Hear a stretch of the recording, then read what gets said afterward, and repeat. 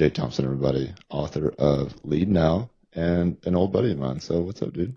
What's up, man? What's up? By Nothing. the It way, is. I have told I got to brag on you. Told everybody your box for the book, the cereal box, one of the most creative things I've seen. Absolutely love it. I was like, what the heck did you send me? Because you hear the cereal in there, and I'm like, Yeah. I don't know, what is this, the podcast guest? Like, what is this? And loved it. So I sent pictures to buddies of mine in marketing that don't do books or anything. I was like, you got to check this out. So props to you, dude, and congrats on the book. Oh, dude, thanks. Yeah, it's been fun. You know how it is to get an idea out of your head onto something, and then I don't know. It's just been fun. I don't have any pressure to. I'm fortunate enough that this isn't my livelihood, I guess, from making money standpoint, and I just want to be silly with it. So found a That's okay. place in Dubai that makes small batch cereal boxes, and here we go. Love it. Oh, Yeah, yeah. they came out awesome.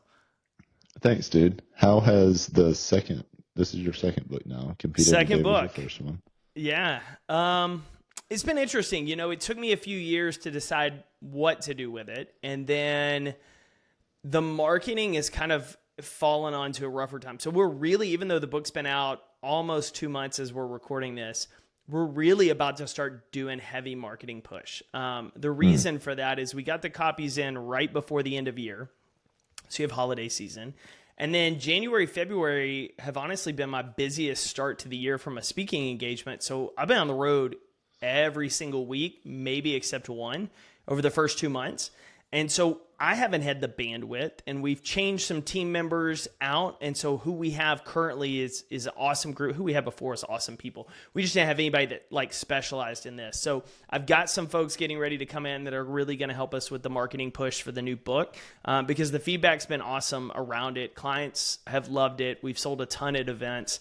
And so now I'm kind of excited to see where it goes. But it's kind of like the first one, man. I had no idea what kind of adventure it would take me on. And it's been really a lot of fun to see where the first book has gone and how it's impacted people and doors it's opened. And so this next one, it's kind of like, I have no expectations other than I want to see how many people I can get in their hands because I know it can help them. And yeah, I'm going in with that and in the middle of writing book 3 now. So keep the iron hot. What's book 3? Can you talk about what it's going to be? Yeah. So I get asked after almost all of my keynotes, hey, do you have anything for my kids? Like my high school athlete, my college student, like they need this message.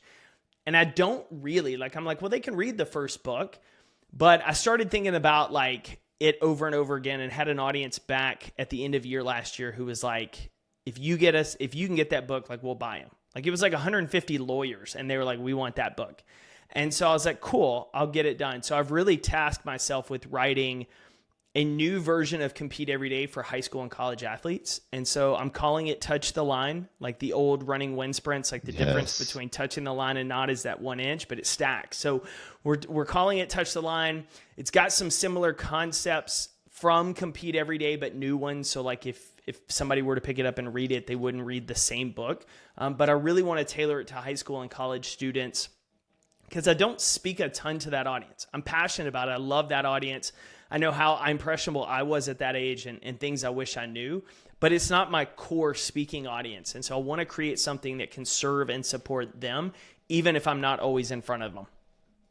That's awesome, dude. See?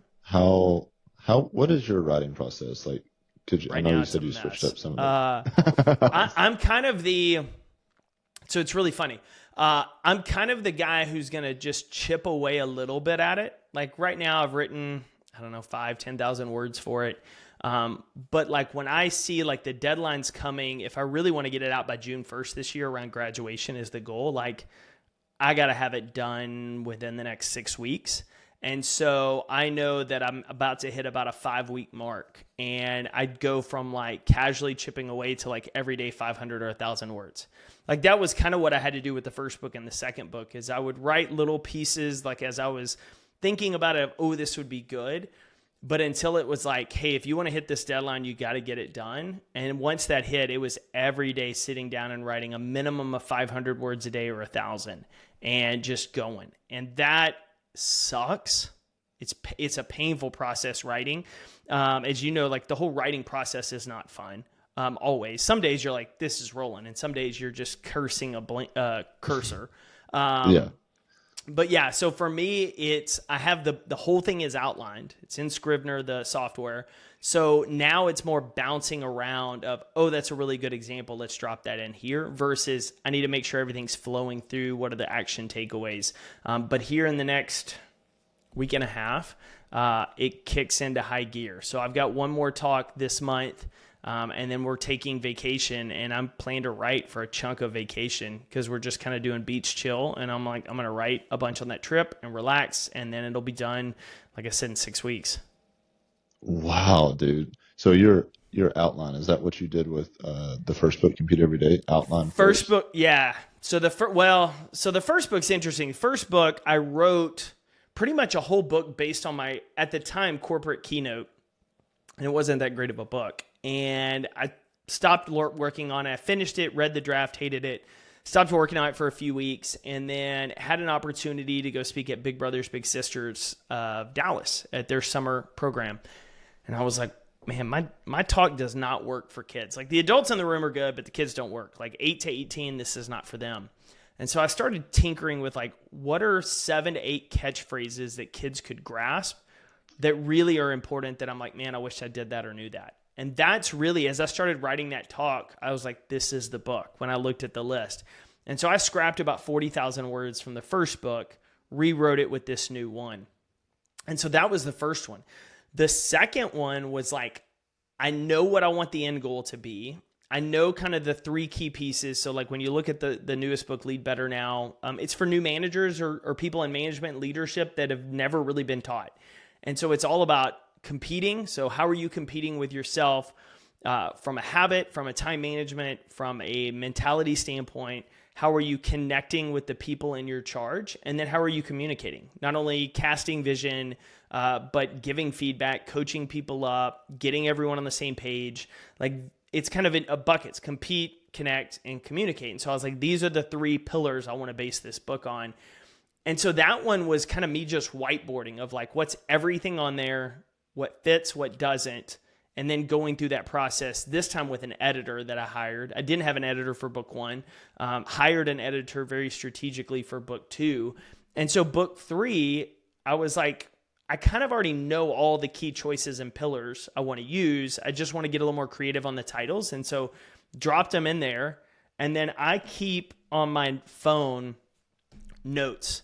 And then I bookmark stuff on Twitter or on Instagram that I just come across. Like I watch a lot of sports accounts. And so you see an interview with Jim Harbaugh. And I'm like, and he was at the time, he was talking about how he was a rookie. And right before his very first preseason game, like he's nervous to like where he's about to start throwing up in his helmet. And Walter Payton walks up and goes, hey, like you nervous? And Harbaugh like lies. He's like, no, I'm ready. And Peyton goes, that's good. He's like, man, I'm nervous. I get nervous for every game. He said, but once I get hit, I'm ready to go. And like that was a perfect example of like, how are you utilizing those nerves and fears? It's not abnormal to feel that way, but it's accepting it and redirecting that energy. And so I saw it, saved it, and said, okay, cool. That's going to be a story I'm going to use in the book and cite this video. And so I have like pages of notes from different sources I've collected over the years. Because if I ever see something that falls in the bucket of competitive mindset, self-leadership, or team leadership, I just save it and think, I'm going to come back to this at some point for a podcast or a book where I can use this as an example to teach something. So your brain, you've almost trained your brain to just look at all this data that comes into your mind all the time from sports, from anything. It and never just stops. How can I break this down into actionable stuff for you and for other people? Is that That's true? pretty accurate. The hardest part for me was figuring out like what are the buckets, because like I could spend all day talking about a bunch of different topics, but for me, I had to get really clear on like what is the type of content I want to be talking about and be known for. And once I got really clear on that of competitive mindset, self-leadership, and then team leadership, and then there's obviously a number of buckets underneath that, then it became almost the idea of like, and I'm blanking on the scientific term, but essentially like you want a purple sports car, because you'd Yeah. never see anybody with a purple sports car. But the moment you buy it, you see them everywhere because you're like, look, your brain is in tune and looking for it. Once I got very clear on my buckets and kind of my content themes for days of the week, then it became just a matter of I would see it and go. And I see some cool stuff that I'm like, I can't use that. But if there's anything in there that I'm like, yep, this connects with that theme or bucket, I just run with it. Oh, that's awesome. Did you kind of have that when you started Compete Every Day? No, The no. I mean, company? no, not. I mean, when I started, I was like, hey, I'm selling T-shirts. I want to motivate people to compete with themselves. I'd always been obsessed with personal development, professional development, because like from a sports standpoint, there were things that I knew I didn't know. And from a mental perspective, like I was gritty, but there's only so much you can outwork people if you're lacking in other areas. And so I wanted to learn a lot of those things. I love sports, and I'm like, how can I take the lessons that were good there that I wish I had and translate to business and life? And so that's really where I started with Compete. And it's really been like a lot of this whining back and forth of trying to find the groove. Like the message and the mission has always been there of help people learn to compete with themselves instead of compare, to become their best and bring their best. Like that is the core message. But the path continually changed until probably 3 to 4 years ago, probably 2019, when I started speaking and saw like, this is the way. This is the path I want to pursue because I can make a better impact. And so now the apparel becomes a supporting piece of the work I do versus, hey, we're just driving with the shirts. And I even told Kate on our team who runs some of our social, like, we need to get more clear. Like when we started, it was like we were fitness space, we were CrossFit space, we were runners. We were like, hey, how are you competing with yourself in the gym? And then, by the way, I'm going to create content and talk about how we do it in life.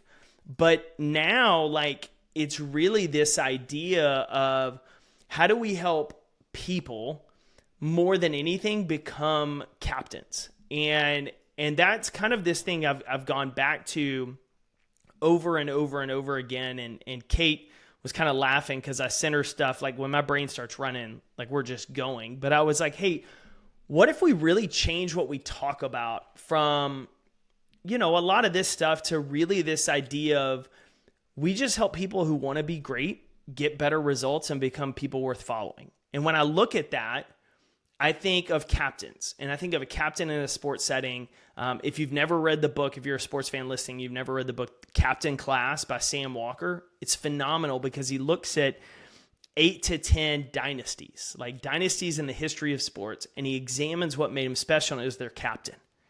And not always was the captain the most talented or the loudest, but he talks about these teams and these captains. And when I think about leadership, like it's that. You have to earn the patch on your jersey. Like it's not just given to you because you're the most talented, you earn it. You got to model it. You got to invest in your team. You got to do all the things that great leaders do. And so when I think about that and a captain's patch, it ties in this whole idea of sports and those lessons with being a person of influence that others want to go to battle with, that others want to go to play sports, get in the arena of life with. And so that's really where like a lot of our site and stuff is really about to change because it's been this culmination for years of like, we're moving. Now we just kind of got to draw a line in the sand and say, let's go. Man, dude, you have it like mapped out. And I love how all of the stuff that you're doing is like, I think you just laid out your vision statement for your life, and the businesses that surround your life just happen to also have that same vision. And you've done such a good job. Like it's one thing across the board. You didn't write some like fiction sci-fi thriller. Like, no, you wrote a Compete Everyday book that has the same 13 years undertones. of mess. Right? It is. I mean, but it is. It's 13 years of figuring it out. And the one thing I'll say, like, I got fortunate that I had some different opportunities come along, and I was stubborn enough not to quit when it got really hard, to kind of stick long enough to see the purpose come to life. But I mean, it's a messy process, no different than like when I get up on stage and do a keynote. People are like, man, that looks easy. I'm like, it's because I've put in 200 hours writing and prepping and practicing and giving this. Like you're just seeing it 201, not one.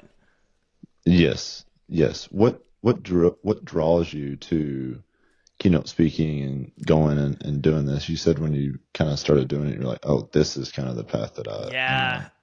It first wasn't that way. So 2014 was my first quote unquote talk. I got hired by Texas Children's Hospital in Houston. They bought, I don't know, 50 or 100 shirts. Actually, no, probably 150 shirts for their team, and big deal for me at the time. And the assistant to the VP was like, "Hey, will you come speak?" And I was like, "About what?" And she's like, "Just come tell your story." So I'm talking to my roommate trying to figure this out. And so I just map out like 3 lessons. And I'm not thinking anything else about it. And I go give this talk and kind of fumble my way through it. And afterwards, the VP pulled me aside, and Linda Aldred is her name. And she goes, "You need to go do more of this." And I was like, yeah. Like, I'm trying to build this brand and t-shirt company. And she's like, "No, I think there's something there." And 2 years later, I happened to see someone that taught speakers.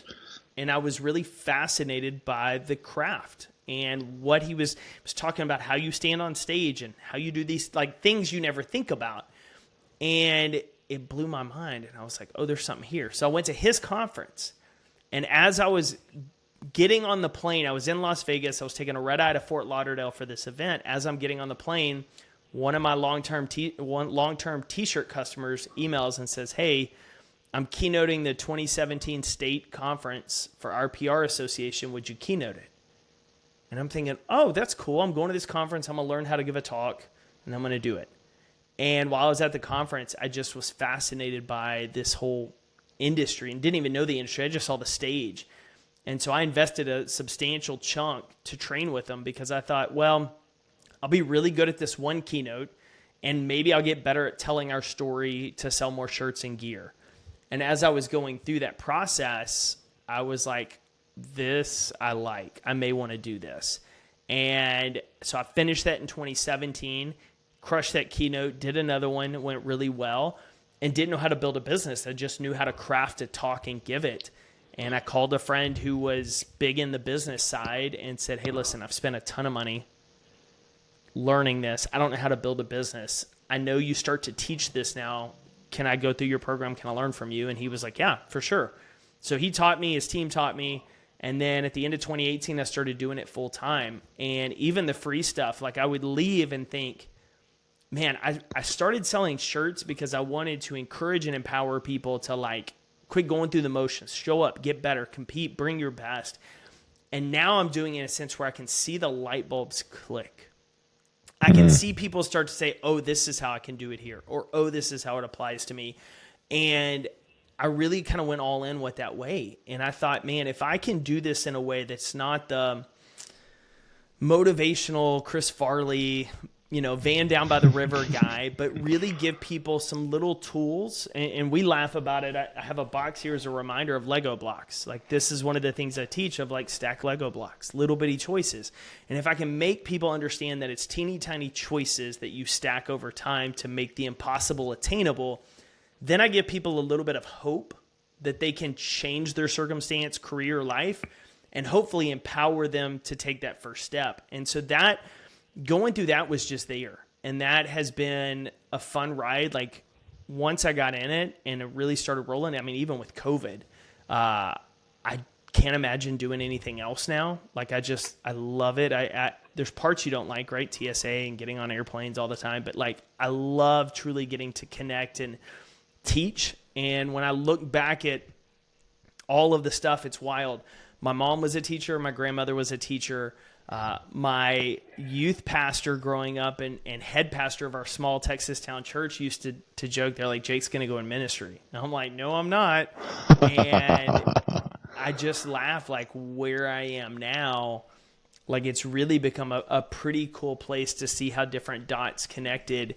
But yeah, it was pulling threads, and we've known each other for a while. Like, I've tried, even our mutual friend Dean can say, like, I've tried so many different things that haven't worked, partly because I was trying to find the thing that I felt best meshed what I love to do, what I was good at, and what could provide revenue. Like, right? Where can I add the service that people would actually value and pay for?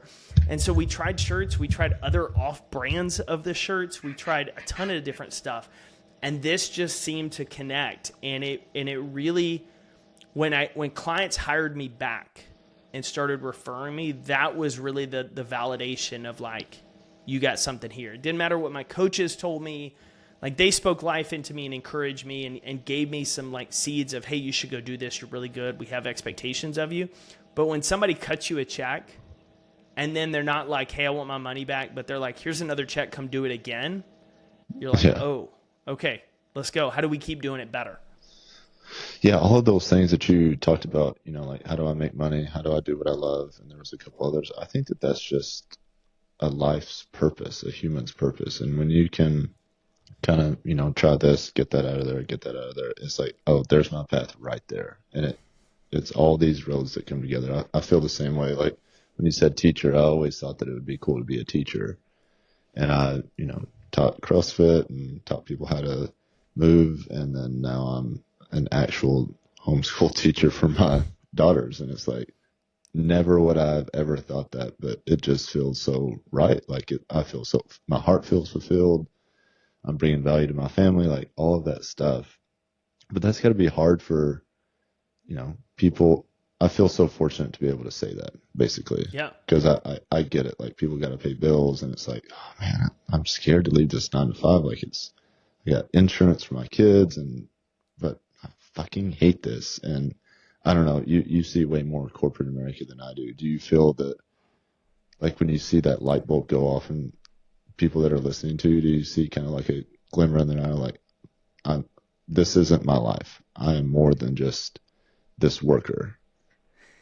Yeah, it's interesting, especially around a lot of the conversations I have on bettering yourself and bettering your teams, because the way I kind of look at, like, if you have a passion to do something else, like, you don't have to quit your job tonight, start it. Like, you can just start it and start to build it little by little, because I'm very much not like a burn the boats guy because of that reason, right? If you're 23 and you're single and no kids and like, go all in on your idea. Whole different ballgame when you've got a family and other responsibilities. But there's a lot of guys I know who, like, they don't love the work they do. They love what it provides for their family and the opportunities. And so they take pride in how they show up there because they know who they're working for and who they're providing for and the opportunities. And so that's just reframing it.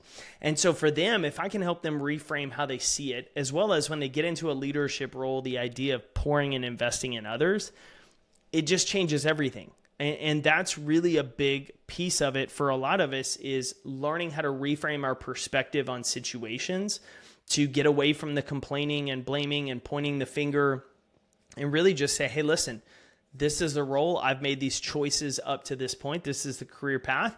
I can start something new. However, if I don't want to, here's who I'm providing for. Here's what I'm going to do as well. And so that's a whole other way that you'll see people separate themselves over the long run, of the ones who really take ownership of life, as well as control how they show up from an attitude, effort, and action standpoint. And good things start to happen in the long run when you become the person who can do that. To our point earlier, the last thing I want to type in kind of what we talked about with the path, Tim Ferriss said this, and it really wasn't the last couple of years that I truly, truly understood it. But he was like, in the beginning, like, you say yes to everything. You test stuff, you try stuff, you worry. And for me, it was always distractions, right? I was like, I'm just easily distracted. I'm trying this. But really, he's like, say yes to everything until you figure out that thing. And then you say no to everything else. Like, you go all in on that. Yes to everything early, to experiment, to explore, to figure out what works, and then no to everything else. You think about it, it's kind of like dating, like, right? You say yes, you go out, and then you meet the right person. It's no to everyone else. This is the one. And we kind of have to do that. And so if you're in that spot where you can do that, test it, experiment, try things on the side. If you're in the corporate spot, you can't get out, reframe how you see your work, and then reframe, like, this idea that you got to change everything overnight. Try one thing. It always goes back to and I'm totally butchering it, but from a scriptural standpoint, in New Testament, it talks about the idea of working for the Lord, not man. And that was written to actual slaves at the time in Rome. And so he was like, listen, this is how your approach should be to the work you do. None of us are in that position today. And so how can we be grateful for even the work we don't like, what it provides for us, but at the same time, maintain that perspective of, Here's how I'm going to take full advantage of it and provide for what matters. I love that scripture because it reminds me that the work that we're doing, all this stuff just all around it's not it. Like there's a Yep. higher power that we're living for. And so, but how do we optimize that and get on the same path that, call it God, you and I call it God and Jesus. What is that path? And when you're on that path, that's like a calmness in you almost when you know that. Well, you know this as well as I do. The people that are stressed or worried about not finding a lack of purpose is because the focus is internal. Like if you shift the focus to simply like, how can I add value and help others? Then it becomes a whole different ballgame. Like you think about from an entrepreneur standpoint, some of the most successful entrepreneurs we know were simply like, I have this problem. I'm created this solution, or I want to create a solution because I know there's other people out there who also have this same problem and I want to help them get over the problem we have or avoid it altogether. Like that's why most people create things. And so it's kind of like when you step on stage as a speaker. If you're worried about how you sound and what you look like, you're all in your own head and you're not serving the audience. But when you step on stage and you said, I'm here to serve these people here and add value to them, the nerves and anxieties tend to go away because you're focused externally on helping versus on me. And I feel it's the same way with purpose. Is like if you stop worrying about finding it and just start showing up and looking for opportunities to add value and help others, you probably tend to find that purpose along the way. Yes, and that goes for a lot of stuff. For me recently, I've been like, I need a mentor. I don't know really for what, just a life mentor. I hear mentors are great, and it's just like this grinding. I keep hitting the mic, sorry. This like grinding, like, oh, I gotta find a mentor. Like, where do I find a mentor? And it's like, dude, relax. Like, when the right mentor comes into your life, they'll come into your life. But let's not force it, and then you're missing all these other opportunities to have a mentor. Here's a piece of something to chew on for you when it comes to that. Yeah. Pick out 3 people in your life somewhere around you that do the thing or do a thing that you want to do better. So maybe it's somebody who homeschools their kids. Maybe it's somebody you see and you're like, man, you just are a really good dad. And it's somebody, maybe you just crush your podcast. Whatever those 3, it could be personal, professional. Find who those 3 are and reach out and ask them just 2 very specific questions. Like, hey, here's where I am. Here's where I see I want to get to. What's 1 or 2 pieces of advice you would do? When they give it to you, do the thing and then follow up with them. Hey, I spent the last month doing the thing you mentioned. What else do you have? What that does is gives a signal to them that you want to learn and do the thing to get to where they are. And knowing you and knowing a lot of very successful people have the abundant mindset, like they want to pour into you. What they don't want to have is, hey, will you mentor me or will you give me coffee? Or, will you buy coffee? Because then it's like, I kind of want your time, but I don't know what else I want. But when you come and like, hey, I see you podcast really well. Talk to me about how you prep for each show. Cool. I've done that for the last month. What's one more thing you wish you knew at the beginning? That just sends the signal like, I want to learn. And if they're the type of person who is in your sphere, I'm already betting they're the type of person who's going to take that to note and pour into you. Because otherwise what happens is what I see with a lot of people that DM me, hey, I want to be a speaker. I'm like, cool. What questions? They're like, I just want to go to coffee. I'm like, no. Give me some specific questions and I'll answer them. And that eliminates 95% of the people. And then the people you do give something to never follow up. But the ones who are like, hey, I did that. What's next? You're like, all in. Like, what do you want to know? How can I help you? Dude, that's amazing advice, actually. I'm mental noting that and going back It's to like, it. we got this recorded. We're good. Of course, dude, that's awesome. Do you find that you do that? Like, is that a practice that you still do? So that is. So like I've done a couple of things. So I do coffee with some guys locally who are speakers that have 20 years on me. And really it was a matter of, hey, how can I get to know you? Let me learn this one thing. Okay, I implemented it. And I also had to kind of show them that I was here to build a business and not just showing up at events. So that was like one group I kind of did and learned from. My own business coach that I worked with for 3 years, she was originally a mentor to me. And 2017, I reached out and said, hey, we've been in the same sphere. We've been connected on social. I highly respect what you do. I'm starting this journey. Like, what are 1 to 2 things like you would tell your beginning self? She was gracious enough to have coffee with me. She asked me to coffee back in 2017, took page of notes, and I implemented everything. And we stayed in touch, and she watched it. And so she would offer advice anytime I asked over the years. And then in 2021, I was like, hey, listen, I appreciate this, but like, I want to hire you. Like, I want to invest in you as my coach so that I can go to this next level.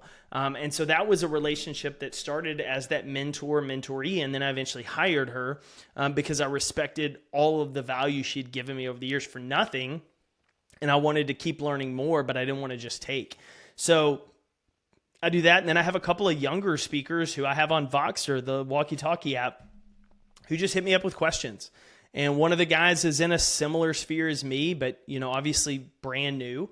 And I'm just like, hey, do this, try this. What are your thoughts on this? And just kind of open book play with them, because I don't see them as competition, not because they're at a different experience level, but because I know I don't speak to the same audience year after year after year. And if there's an opportunity to help someone who wants to be good become good, all that means is it weeds out those who are in it just selfishly for them. That's amazing advice. I'm going to implement that for sure. Easiest way, find who you want to be or who has a trait. And maybe it's somebody who you're like, they're a really good podcaster, but I don't really know about their personal side. Ask them the podcast question. And that's why I like pick 3. Pick those personal areas, professional, spiritual, like pick the 3 and then just ask them and then follow up. And when you follow up a couple weeks to a month later of, hey, I did the thing, changes the conversation. It should change the conversation entirely with that mentor because of the signal you've sent from doing the work. Amazing. This is not, you're never like turned on, by the way. This is just Jake all the time. This is just, yeah. This is, I was about to say, I hopefully am the same person online as I am offline, on stage as I am off stage. I try to take a lot of pride in that, of just like jamming. Cause like it seems exhausting to wear like 2 to 3 different faces. Oh man, I respect you so much for that fact. And also, the help that you've always provided. Like, it's so cool to see, you know, it's easy to say, dude, just provide help for people and then eventually it'll all work out. But you're living proof. Like, I remember when I first started my protein company way back in the day, you like sat me down and was like, this is how you run Facebook ads. You test this and you do this. You need to start the Facebook business. And I was just mind blown. Like, this dude is just telling me all this. This seems like secrets to like a successful business. And I'm just like doing it. Like, this is cool. So yeah, it's so cool that like, I see good people win. That's so cool. Now it clicked with me why you love speaking so much, because you get to do that for hundreds, thousands of people at one time. You realize, like, it's kind of the thing, like, you realize not everybody in the audience is going to be for you. It's okay. Yeah. Can I just add value to them? Whether they like me, love me, ever run with it. And then, like, not everybody in the room is going to take action. But the ones who do, you can help hopefully change their trajectory, which you'll never see. I'll never see the outcome, but their kids will. Their spouse will, their coworkers. And like that at the end of the day is all I care about. That's so cool. I got to see like inside baseball speaking engagement stuff. I was lucky enough to speak at an echelon front thing with I would say one of my mentors, good friends, Nick Lavery, the amputee special forces guy. Yep. And he, brought me along and let me basically be an opener for his 90-minute talk. I got 10 minutes.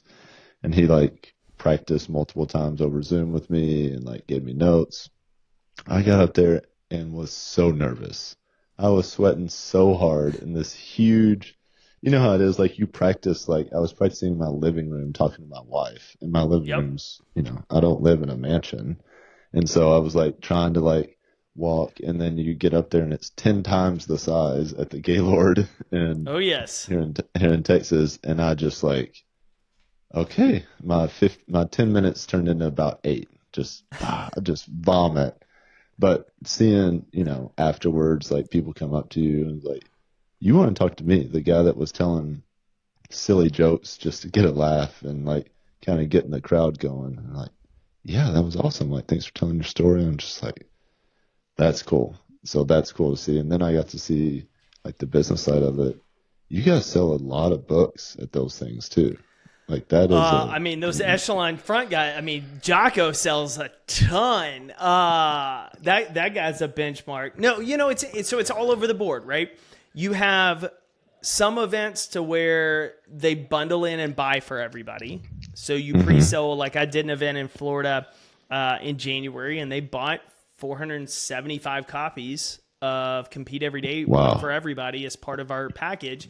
And then we shipped them 50 to 100 copies of Lead Better Now, and those sold. Like they bought them at the event. So then we have some events where we just ship a few boxes and we sell them back over room, because it's kind of marketing. For me, like the books don't cost a whole lot to make anymore. Yeah. And I see it as it's marketing for me, right? It's just a fancy business card. I'm never going to be, at this point, I'm not going to be on the New York Times bestseller list for selling 50 to 100,000 in the first 2 weeks. But can you get it in as many people's hands as possible? Yeah. And so you think about it, you're more motivated to read the book after hearing the person, or they say Yes. something that sparks. You're like, okay, I want to read that. And I'm the same way as an audience member, right? I hear the person. I'm like, oh, I'll check out their book. Like I'm in, tell me more. Like, what can I learn in this one? And so that's a huge piece of it. That's awesome. What is, I'm gonna do the text, but to your face right now, what's one thing that you've learned about marketing your book that's made the most impact? Podcast. Funny Yeah. enough, the podcast circuit, like when we did book one, it came out. I mean, we got early copies and we're shipping it in June of 2020. And the official release date was September. But it was heavy marketing to my email list and podcast. I went on 100 plus podcasts promoting it, and that really helped. We haven't done heavy marketing for this one because I haven't had the bandwidth to go on podcasts, but that's obviously, we're shifting a lot of other things to be able to do that. The second thing, you've done it from a creative packaging standpoint, is phenomenal. And there's a guy named Phil Jones. Phil M. Jones is a sales speaker and coach. He's phenomenal. But he talks about, you're always selling your first book. Always be marketing and selling your first book. And I've tried to take that approach of like, keep leading with Compete Every Day, which is lead yourself. Second book is lead others. Third book, obviously, we talked about high school, college, but probably book 4 or 5 will be on lead leaders. So I'm little by little trying to follow people throughout their Wow. career. Wow. And you used your Compete Everyday Apparel email list to gather? We do both. Yeah. So we push it on that list. The biggest challenge has been really kind of splitting, because we have a ton of people that just want to buy gear. They don't really care Yeah. about the books or the speaking. And then have people that are speaking audience members that just want to read the book or the content. They don't really want the gear. So we've had 2 email lists for a few years now, which has just been headaches on headaches from an operations standpoint. And literally my operations consultant, we've been back and forth for the last month looking at what software to move everybody to and how to split it and all that. And there's just not a solution. The e-commerce software is not very visually friendly, or doesn't do some of the things that like the creator and email newsletter software does. So we're just going to keep both, but we've got a system now to better kind of organize who's in both. So if we ever want to share content to both, you're not getting duplicated.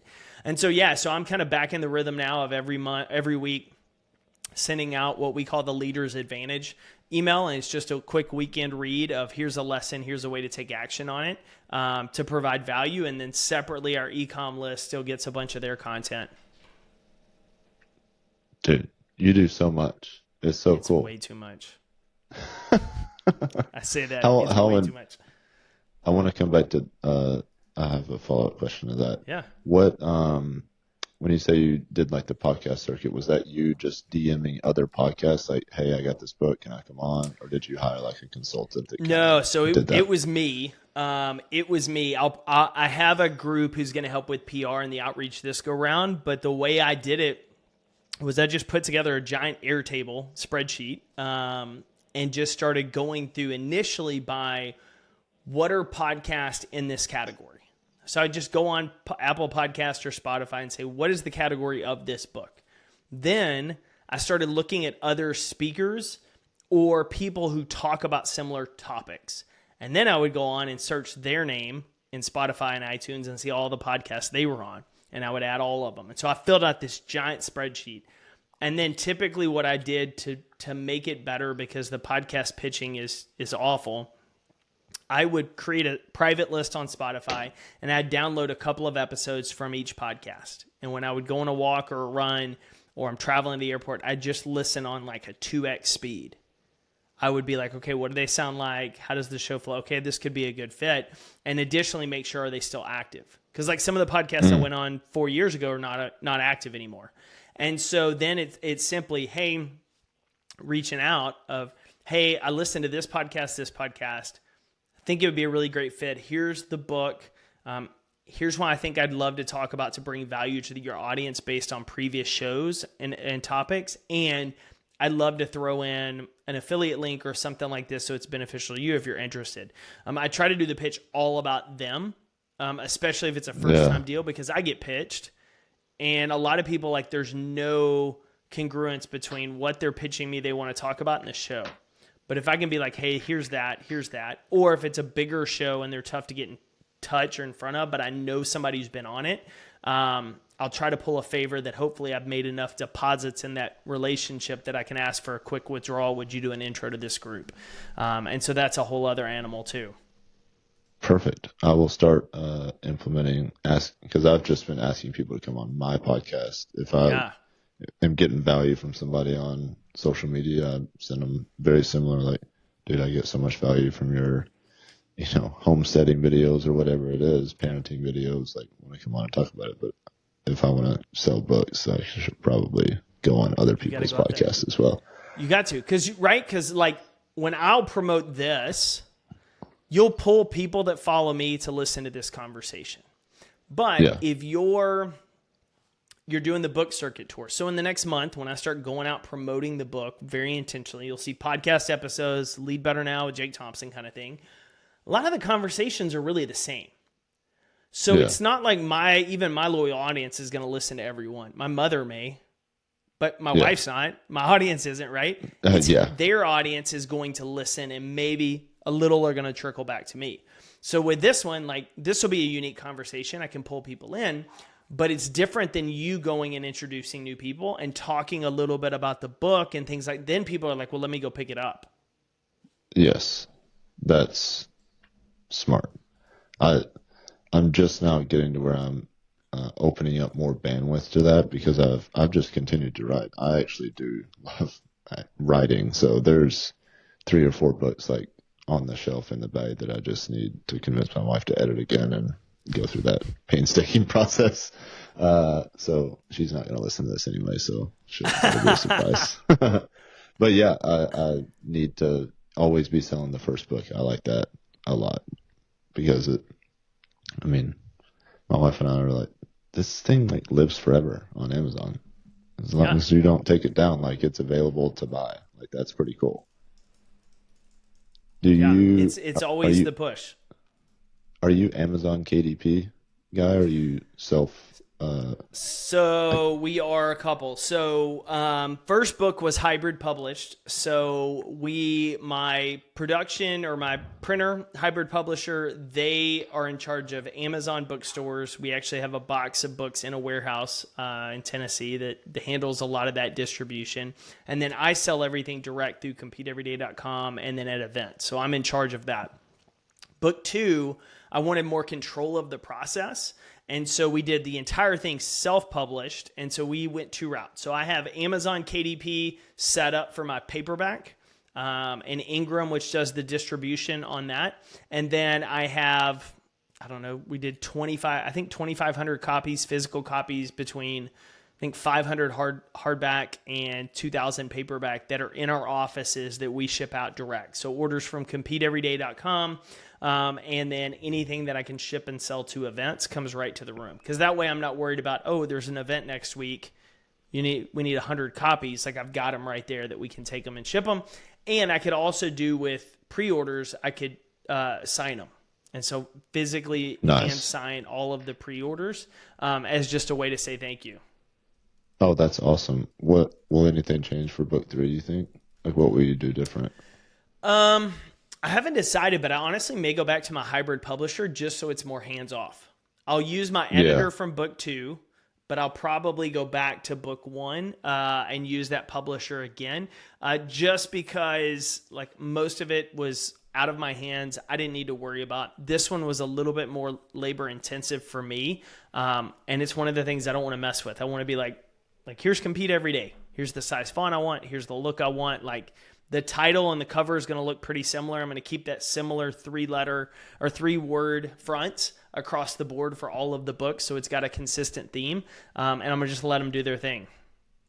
That's awesome. I'm sure you have way more options too, font wise and all that stuff than other than Amazon. Yeah, I was about to say you have a ton, and like the book Lead Better Now, like the newest one, the font's a little bit bigger than I like. But Yeah. it was different looking at it on a PDF versus having it in hand. And so now like it's just part of that learning process.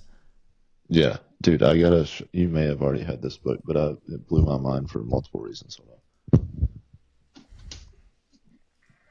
Have you ever read The Ruthless Elimination of Hurry? Who wrote that? Uh, John Mark Comer. No, but I've heard of it. I was thinking it Low was one of the ones key, on my shelf, but it is, I have heard it. I was like, that title, I know. very brilliant one. You'll like this. This is a Christian book, but it's not marketed that way. As soon as you open it, it's a scripture Okay. straight from the jump, and it's like, oh, but these are applicable ways of slowing your life down, not being in a hurry. He just ties it to that's actually the way to follow Jesus is to we Okay. we have our walk with Jesus, not our run with Jesus. But anyways, I wanted to show you this from a creative standpoint. In the middle, it's like an intermission, but the Mm-hmm. pages are black and the font's white. So it's like, Yeah. That's a really wow. cool, that's a cool, so we tried to do a little bit of that in this one with like we would put quotes in between the Oh, dude, I chapters. love that. So Yes. we do those, and then I would try to do like call out quotes right here. So like just Yes. to reinforce. But the book, and it's upstairs, which is why I don't have it. But it's called. There's two: The Coaching Habit by Michael Bungay Steiner, and Okay. then I want to say it's Effortless by Greg McCowan. It's his second book. Both of those are really beautifully written, but they do that. They have the box cutouts. They have different illustrate. Like it's just a really cool deal. And so I kept that in mind when I did this one. Was like, hey, I want to call out this text, or I want to do it there. So Lead Better Now got closer. This next book, like I'm going to be very much intentional, like sending screenshots of like, hey, this is how I want this to Yeah. lay out, because it creates a cool experience for the reader that's different than what they're used to. Yes. Are you sending that to your formatter or your editor, or is your editor also your But formatter? well, so both they all ran through the same because it was the same group. My editor was in charge with their formatter for this one, so it just goes to them. Got it. Look at us, just And authors talking about I'm stuff. adding like Audible. I got Ruthless Elimination of Hurry now on my I think wish you'll list. like it. I'll add it. Yeah, I'm in. Perfect. Dude, I wrote a fiction book, actually a series that I'm finishing up now, and I want to try to figure out because I'm writing in like a journal style, and so I Uh already huh. have an idea, just a moleskin as the cover with like a piece of blue tape on it. But do you think it's possible to have a font that looks handwritten, like in a Yeah. journal, or is that way too messy? Would you read a book that looks handwritten? Okay, so here's where I've seen it done. It's only done as like the intro before a chapter. It's like a journal note and then it goes Mm, into a chapter. The reason being is handwritten is sometimes harder to read. And so you're forcing yeah, almost the reader to do more work to read the yeah, book yeah, than to enjoy the experience. So like if you had I think about something, and this is not the book that it was done on, but I'm a huge Jack Carr fan. Love Jack Carr. Love Jack Carr. Like I'm already excited. I already pre-ordered my new one. But it Yep. would be almost as if like every chapter started with like a journal entry from his dad. Yes. Yeah. Yeah. And then it goes into the chapter of like what, and that slowly pulls it. So I've seen Stephen King do this. I've seen some other people do that, and it works well in that limited format. But the entire book, I think, would be you'd have to find a pretty good font to do it. I think it would be tough on the reader. Yeah. No, that's very true. But in burst, I can definitely do it. Yeah, definitely do it. Because you could use it to set up. You could use it as pieces in it. Like, I think that would be a pretty cool experience.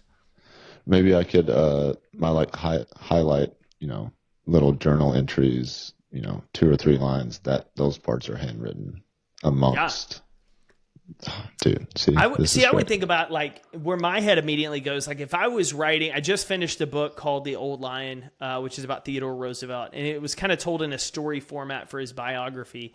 But I think about like someone like that, or say you were reading a story style format of George Washington, but intermittently throughout, handwritten were like his journal while he was thinking about before they crossed the Delaware. Like what were his thoughts? What was his emotions? What was going through his head? Interspliced with the story, almost like when you're watching a movie and you have the voiceover. Like that's where I see the handwritten being a really cool added on effect. Yeah, I like that. Okay, my daughter just got home from dance. I hear her coming. Okay, last question. Yeah. Last question. How involved are you in now the apparel side of Compete Every Day? Yeah, so I was in the warehouse offices today going through just checking a few things, but really I'm not. I have our designs laid out. We've got them. My design guy's working on a few. I've done a few for this year. Like if I have inspiration or I'm like, oh, I love that layout, let's play with it. But for the most part, Courtney on our team runs it. She does a phenomenal job. We just brought on Allison on our team who's handling a lot more of the day-to-day. So I don't really have to deal with it much. I will choose to be involved a little bit. I'll still play with some of the Facebook ads or some of the e-com emails here and there. But I don't touch the social anymore. Kate runs our Instagram and our TikTok for the brand. So I don't mess with it. I just kind of give the thumbs up on content or provide her ideas. The apparel shipping and fulfillment, I don't touch at all. And so really the only thing I mess with is kind of checking our back end on Shopify and then approving designs or, hey, I want to see this on a gear. Otherwise, it's kind of hands off. We finished last year, when we got to end of year, we had about $80,000 to $90,000 in inventory on hand, which is really, for anybody listening, like that's really small in e-commerce compared to a lot of groups. So like we have a pretty small office space, pretty small footprint. But like this year, the goal is like by the end of year, how do we cut that in half? And not because it's like a bad, but like costs have gone up double in the last 2.5, 3 years. It's not a huge focus to where, I'm not pumping out tons of money on ads to sell more shirts. We let the shirts run. We still market it. Rogue Fitness still carries some of ours. Like we're good letting it run. I just want the apparel to be profitable and open up doors for speaking and books. And so that's really what we see is people will buy a book and they'll buy, a couple of shirts, or they buy a shirt and then they come and they want to buy a book and then they hire us. Like I've had a few speaking gigs from that. So we use it really as a band uses merch now. And I'm not the band, the message is, but I really, with the psychological phrase enclothed cognition, like what we wear influences how we show up, how we perform, not really how we perform, but mentally how we show up, which influences how we perform. We really want to play on that. So I want to put out phrases and content like we have, but really more emphasis on how do we push this mentality. And on the days you like the motivation and the days you got a big meeting or whatever, like you just toss on the shirt because it's going to give you that extra confidence to show up and compete or that reminder. And so that will always be a small piece of it, but it's no longer kind of the main push for us. Amazing. Where do people find you? Because somebody's going to listen and be like, how do I get this guy to my company? Dude, easy. CompeteEveryday.com is the hub. It's about to go through a nice little refresh on what the web looks like, but you can find it there. For me, I tend to hang out on 2 social media sites, Instagram and LinkedIn. My username on both are Jake Thompson Speaks, so pretty easy to find. And similar to like what I told Brian, like if you got a question, like drop me a DM, ask me something, would love to help you, love to support you. And dude, congrats on book 1. Excited to hear about the rest of these. But thanks for having me on tonight. This was fun. Next time we'll do this in person. Oh, dude, I would love that. Maybe we can actually go up to one of our actual studios rather than just. I mean, I'd love to have you in my bedroom. I mean, Pause. We can sit there. It might be a little close, but no, we'll do it. We'll get it up in a studio. We'll have some coffee and jam out and do it. Let's do it, man. I learned so much, and I'm gonna listen to this again. So hopefully, well, not hopefully, other people will too. So thank you, dude. Appreciate it. Thanks for the opportunity. Appreciate it. I'll see you later, dude. Bye, my man.